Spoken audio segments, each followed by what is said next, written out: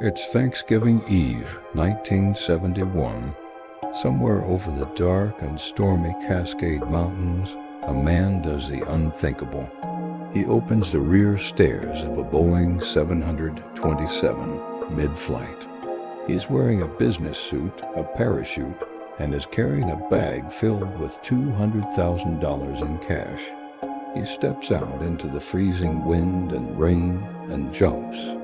Then he just vanishes. For over 50 years, the FBI has searched for him. They've interrogated hundreds of people, followed thousands of leads, and spent millions of dollars. They've never found the body. They've never found the man. This is the story of Case Zero, the legendary D.B. Cooper hijacking. We don't actually know his real name. He bought his ticket under the alias Dan Cooper. A reporter made a mistake calling him D.B. Cooper, and for some reason, that's the name that stuck. Here's what we know for certain based on eyewitness accounts. He was a white male, probably in his mid-40s. He stood about 5'10", weighing around 170 pounds.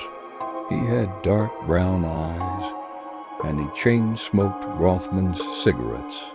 Most importantly, he was described as incredibly calm under pressure. Flight attendant Florence Schaffner, the person who spent the most time with him, said he was quiet, polite, and completely unremarkable. He was the kind of businessman you'd see in an airport and forget 5 minutes after meeting him, and that profound ordinariness was his greatest weapon. On the afternoon of November 24, 1971, at 2:50 p.m., this anonymous man walked into Portland International Airport. He carried a briefcase and a plan that was about to make him a modern-day folk hero. He walked up to the Northwest Orient Airlines counter and paid cash for a one-way ticket to Seattle. $20. Flight 305. He requested seat 18C in the very back of the plane. He boarded the aircraft along with everyone else, and nobody gave him a second thought. In less than 45 minutes, he would hijack that plane and pull off one of the most audacious crimes in American history. Northwest Orient Flight 305 takes off on time at 2:50 p.m. with 36 passengers and a crew of 6. The flight to Seattle is short, only about 30 minutes. Shortly after takeoff, as the flight attendants begin their drink service, the man in seat 18C, Dan Cooper, signals to a flight attendant named Florence Schaffner. He hands her a neatly folded note. Florence, a young woman in her early 20s, initially thought he was just another lonely businessman trying to give her his phone number. It happened all the time. Annoyed, she slipped the note into her pocket without even looking at it. Cooper, noticing this, leaned closer. He said quietly, "Miss, you'd better look at that note. I have a bomb." Her heart must have stopped. She took out the note. In neat, all-caps handwriting, it read, "I have a bomb in my briefcase. I will use it if necessary. I want you to sit next to me. You are being hijacked." Trying to remain calm, Florence did as she was told and sat down. Cooper then asked her to tell the pilot not to land, and he cracked open his briefcase just enough for her to see inside. She saw a bundle of 8 red cylinders, what looked like dynamite sticks, all connected by wires to a large battery. It looked disturbingly real. To this day, investigators can't say for sure if it was a genuine bomb or an elaborate fake. Real or not, it was convincing enough. Florence went to the cockpit and relayed the information. The captain contacted air traffic control, who in turn alerted the FBI. Back in the cabin, Cooper laid out his demands. They were precise and well thought out.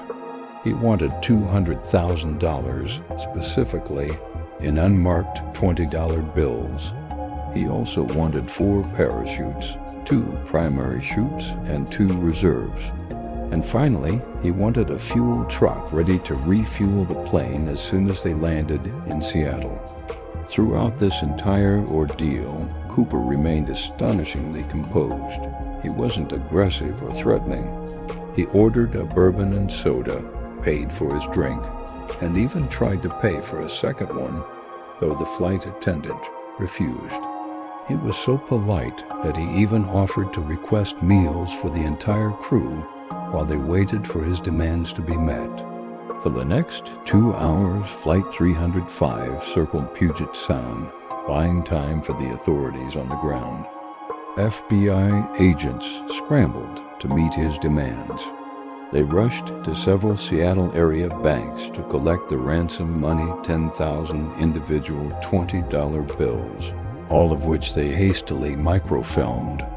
Meanwhile, other agents procured the 4 parachutes from a local skydiving school. At 5:24 p.m., the plane finally landed at Seattle-Tacoma International Airport. It was parked in a remote, brightly lit area, away from the main terminals. The exchange was made.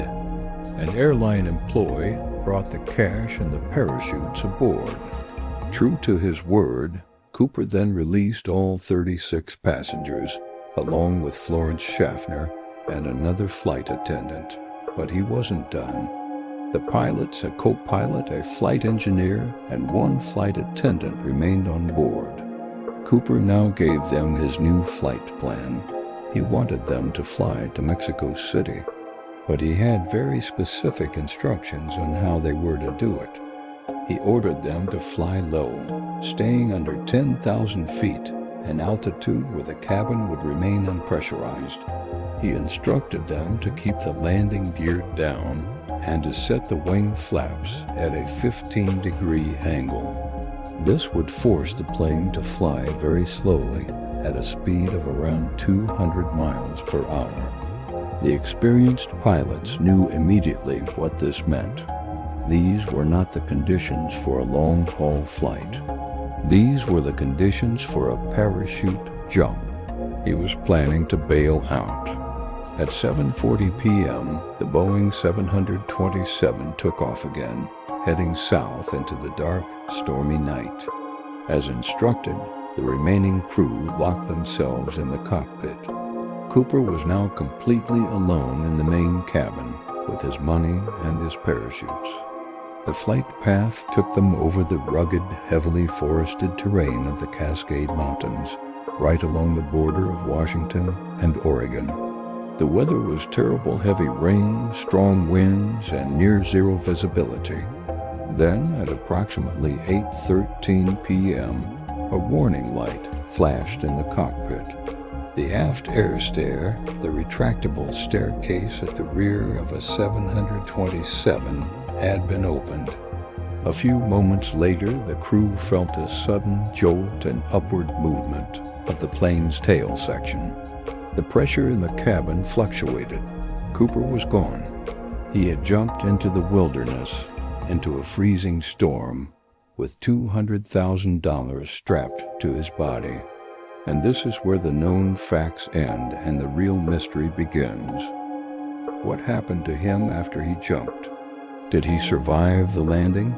And if he did, where did he go? The biggest manhunt in U.S. history was about to begin.